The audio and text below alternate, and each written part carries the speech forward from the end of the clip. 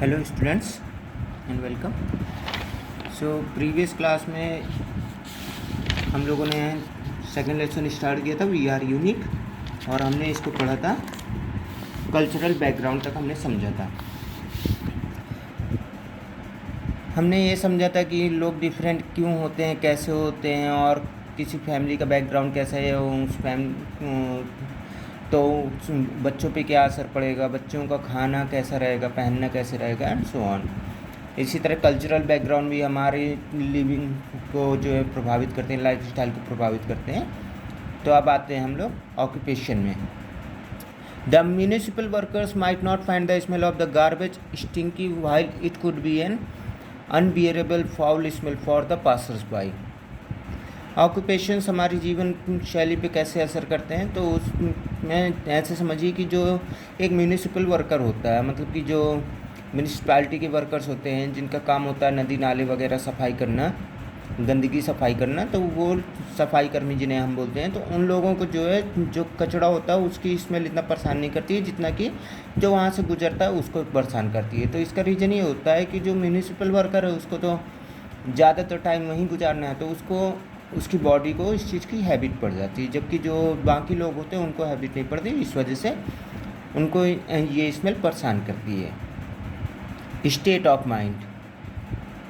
Loud music could be fun and enjoyable when we are in a party mood, but we have to study or we are not feeling well, then the same music can be very disturbing and can cause us headache.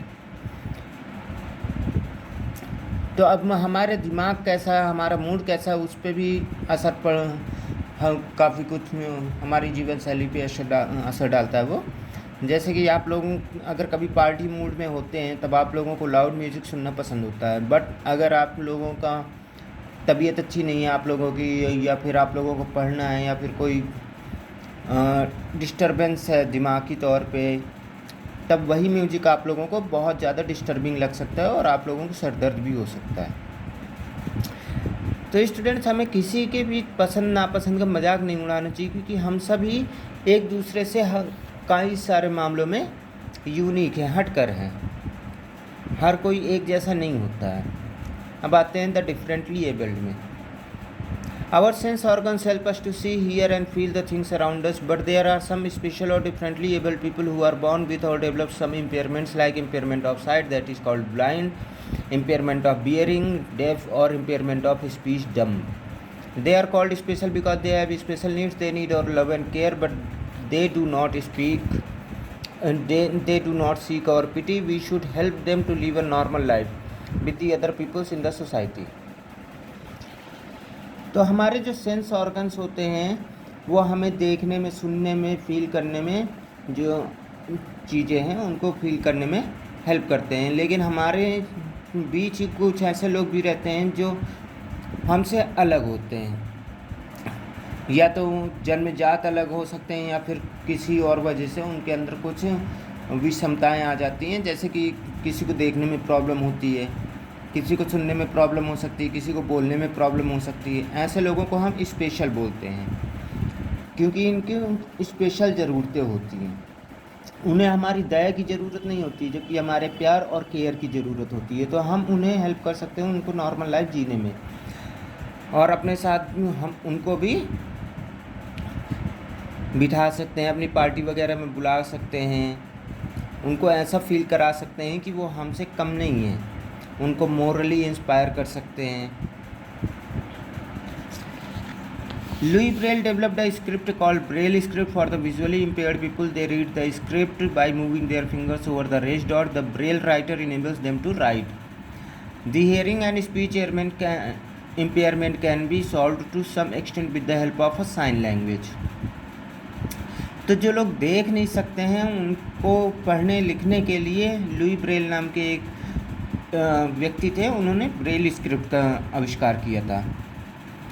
तो ये उन लोगों के लिए है जो जिनको देखने में समस्या आती है। अब ब्रेल स्क्रिप्ट में जो है छोटे छोटे डॉट्स होते हैं जो उभरे हुए रहते हैं, तो इन्हीं डॉट्स को छू करके जो विजुअली इम्पेयर्ड लोग होते हैं यानी ब्लाइंड लोग होते हैं वो इन्हीं डॉट्स को छू करके लेटर्स को समझते हैं और पढ़ते हैं, और ब्रेल राइटर की मदद से वो लिखते भी हैं।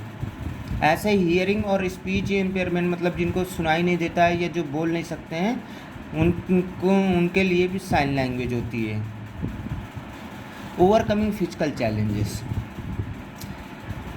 तो ये जो विषमताएं होती हैं इनसे कैसे हम लोग निकल सकते हैं, तो इसके लिए एक स्टोरी दी हुई है स्टूडेंट्स, और बहुत ही अच्छी स्टोरी है हेलेन केलर के बारे में, जो कि एक हेल्दी चाइल्ड के रूप में तो पैदा हुई थी, लेकिन वो जैसे थोड़ी बड़ी हुई तो उन्हें एक बीमारी हो गई जिसकी वजह से उनकी आंखों की रोशनी चली गई और सुनने की क्षमता भी चली गई और बोलने की क्षमता भी चली गई, मतलब तीनों ही डिफेक्ट्स आ गए थे उनके अंदर।